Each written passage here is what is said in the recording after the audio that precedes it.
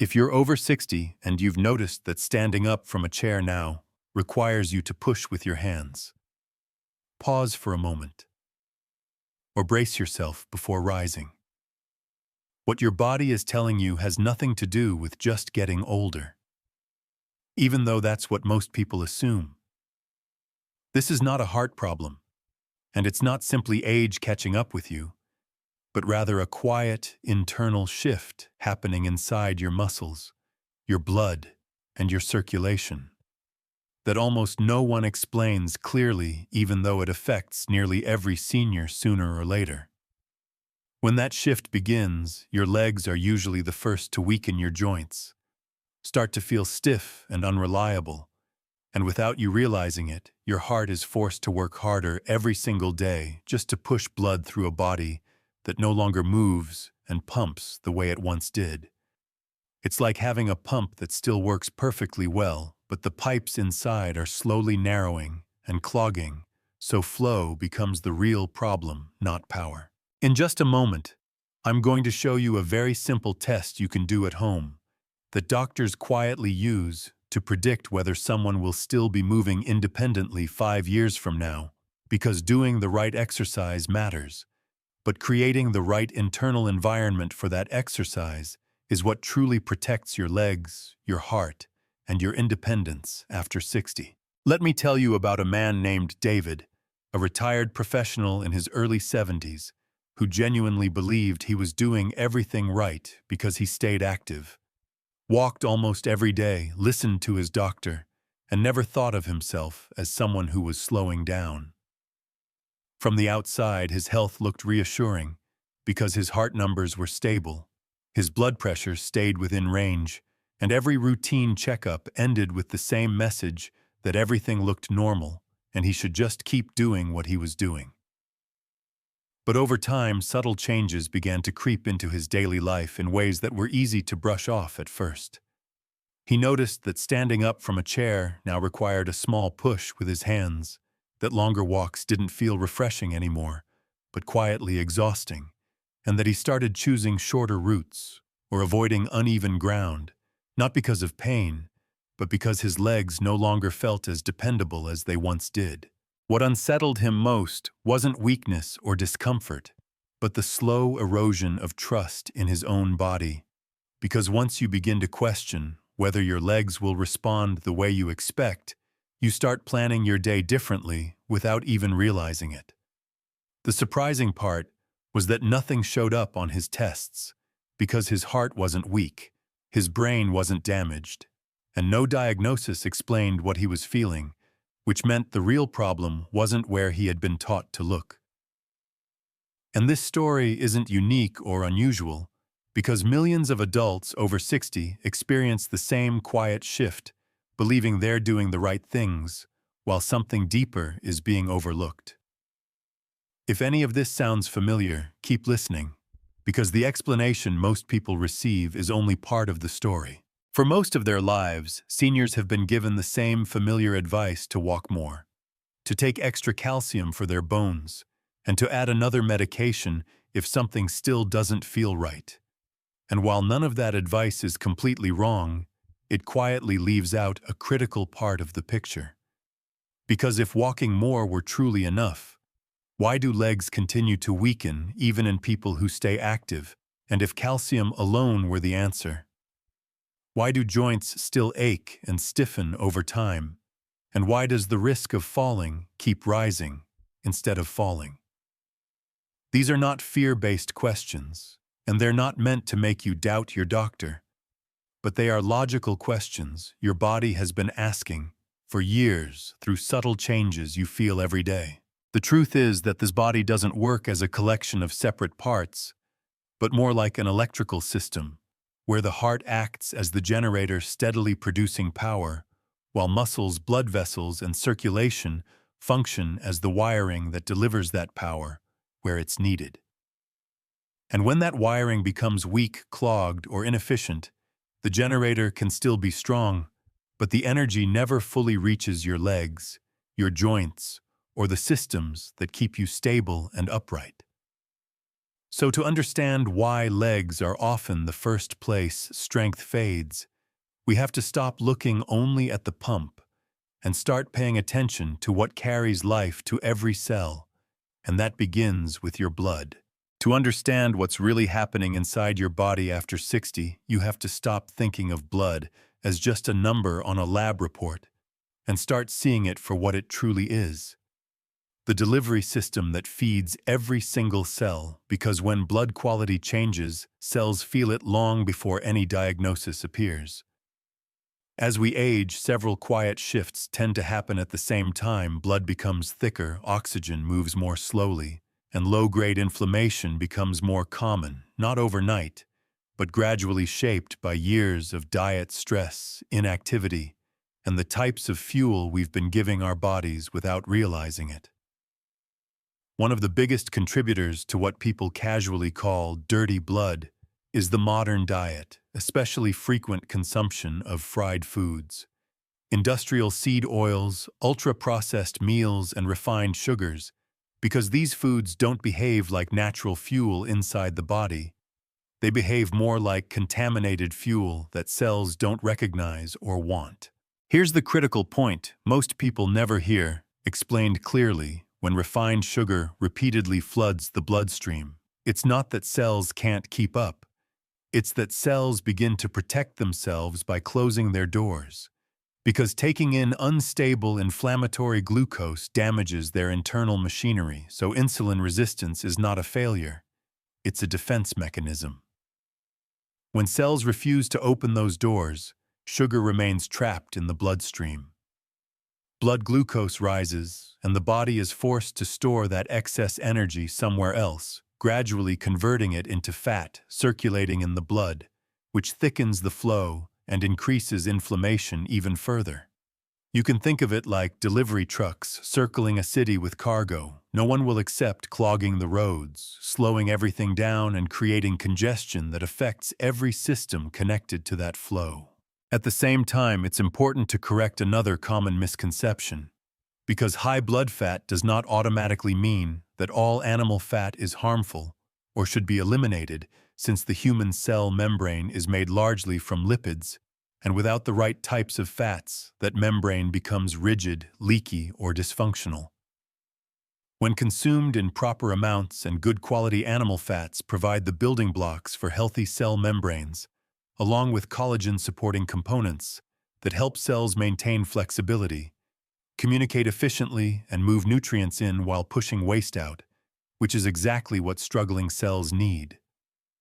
As blood thickens and flow becomes less efficient, the heart is forced to pump harder just to maintain circulation, while the brain becomes more sensitive to even small drops in oxygen delivery, affecting balance, reaction time, and coordination for any major event occurs. Modern medicine does an excellent job managing numbers and preventing emergencies, but medications don't clean cellular traffic or reopen closed doors, which is why many people see improved lab results while still feeling heavy, stiff, and weak.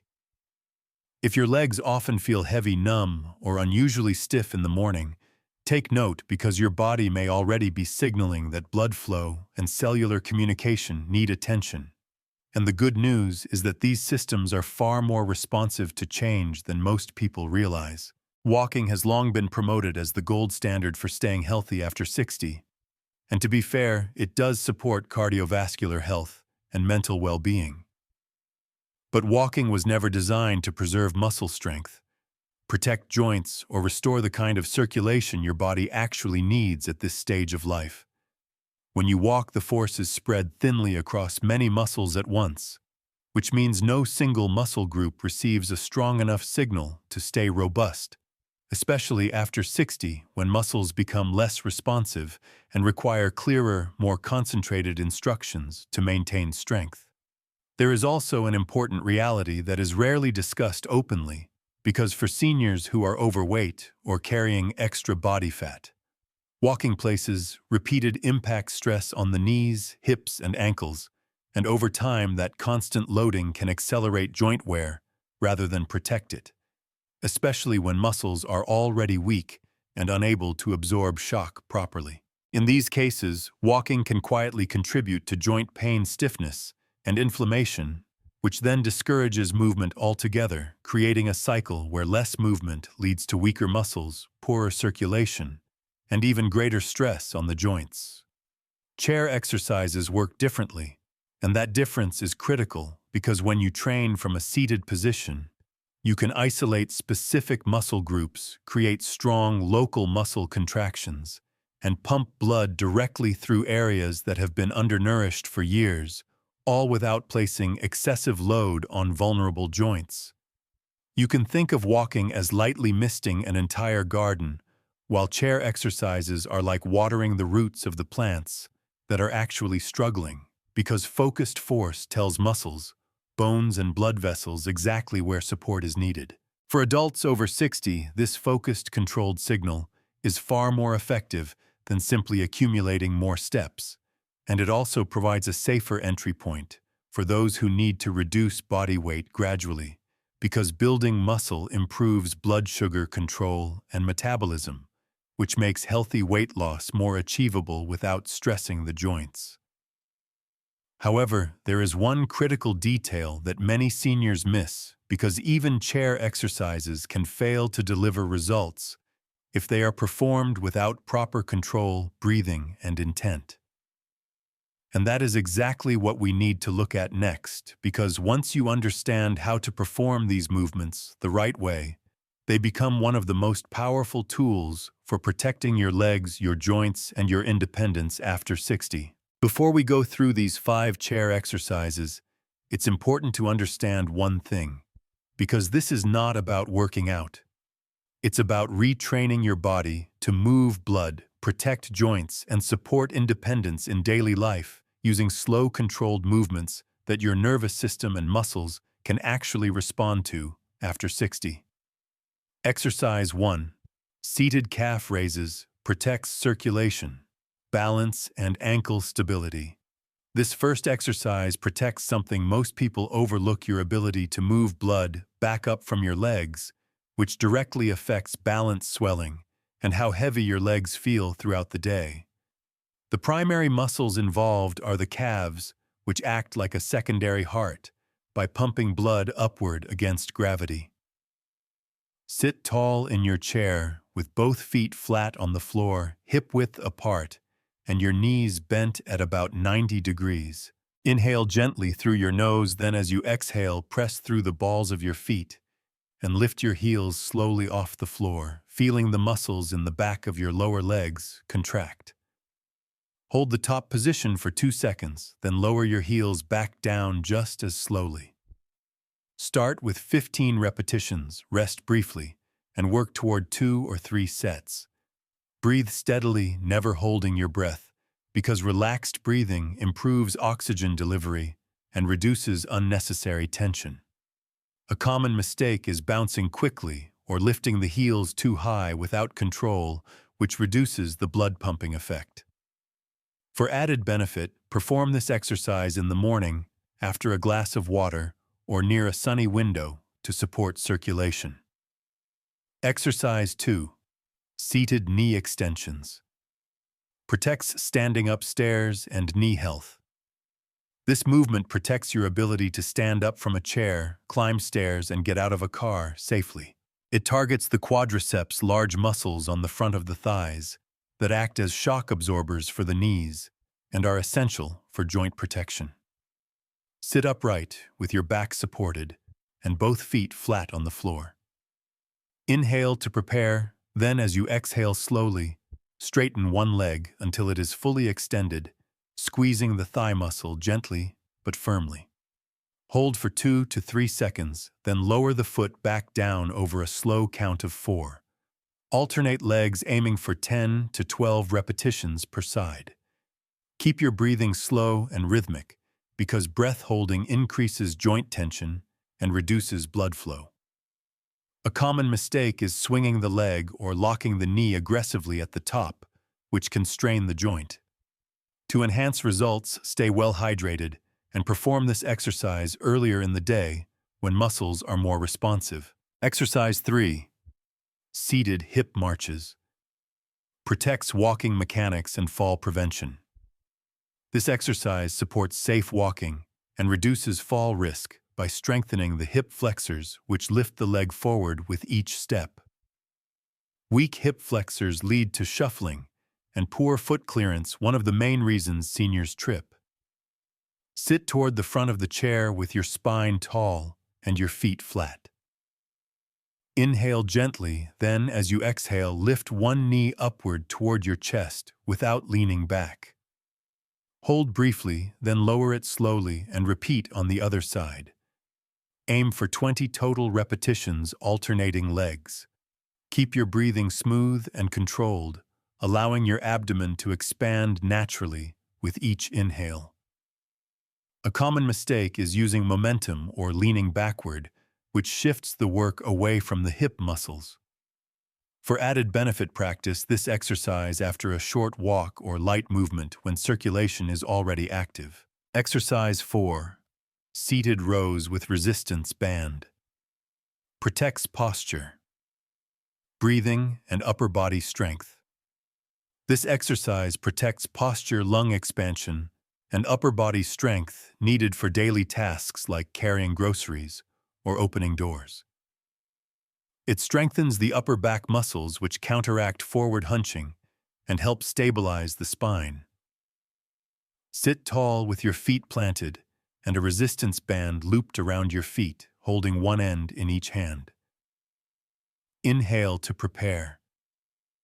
Then, as you exhale, pull your elbows back slowly, squeezing your shoulder blades together, as if gently holding a pencil between them. Pause briefly, then release the band slowly while inhaling. Perform 12 to 15 repetitions for 2 or 3 sets. Focus on long, relaxed breaths because opening the chest improves oxygen intake and reduces neck tension. A common mistake is shrugging the shoulders or jerking the band quickly. Enhance results by performing this exercise in daylight, which supports alertness and coordination. Exercise 5. Sit to stand squats. Protects independence, bone strength, and confidence. This final exercise is the most important because it directly trains the movement you use dozens of times a day standing up from a chair. It engages the thighs, hips, calves, core, and back all at once, sending a powerful signal to muscles and bones. Sit toward the edge of a sturdy chair with your feet slightly wider than hip width. Inhale gently, then, as you exhale, lean forward slightly and push through your heels to stand up slowly.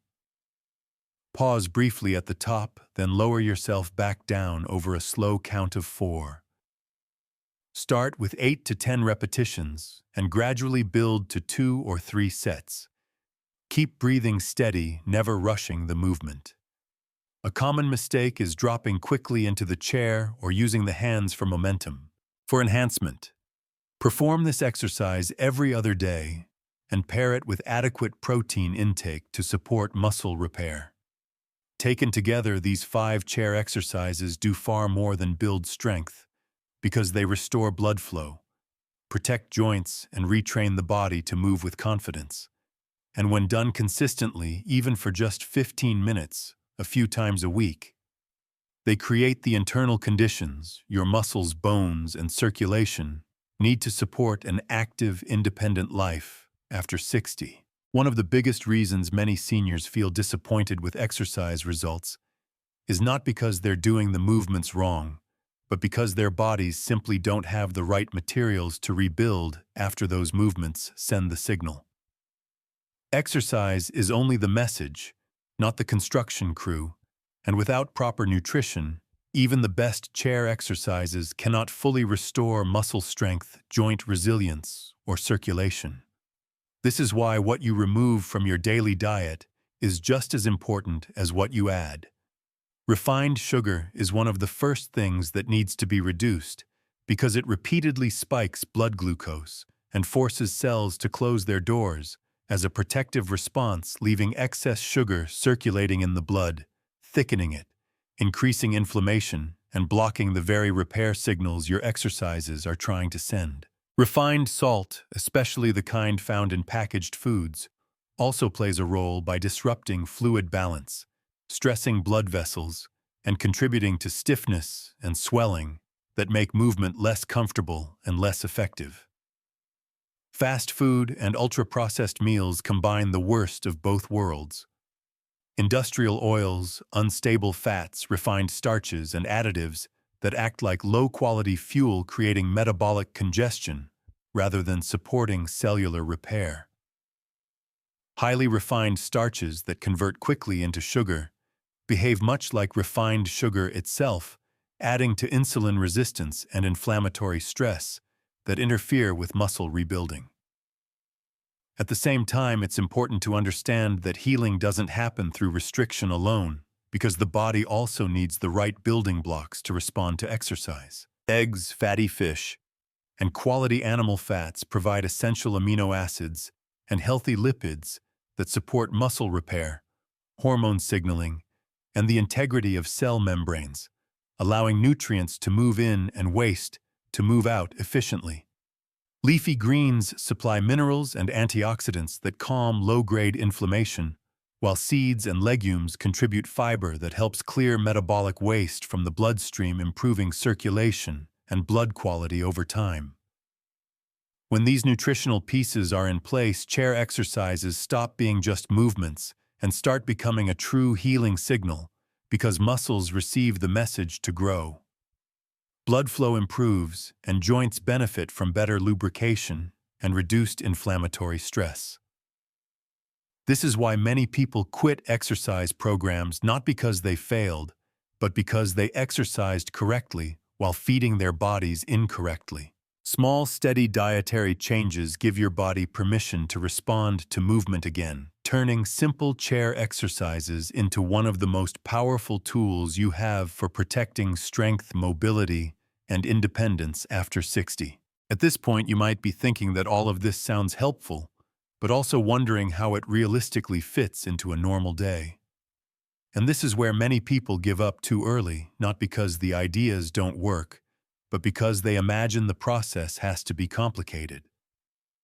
The truth is, your body doesn't need intensity or long routines to heal. It needs consistency and the right signals, and 3 of the most powerful signals you can give it every day are sunlight, breathing, and short, focused movement. Let's start with sunlight, because when natural light hits your skin, it increases nitric oxide production, which helps blood vessels relax and widen, making it easier for blood to flow smoothly to your muscles, joints, heart, and brain. And this effect happens even before vitamin D levels change. Breathing is just as important, because slow, deep breathing raises oxygen levels in the blood and calms the nervous system, shifting the body out of stress mode and into repair mode, which allows the signals from your exercises to actually register at the cellular level. Now here's how this comes together in a simple 15-minute daily rhythm that almost anyone can follow. In the morning after waking up, drink a glass of water, step outside or near a window for a few minutes of sunlight, and perform just one chair exercise, something gentle, like calf raises or knee extensions, while breathing slowly and steadily.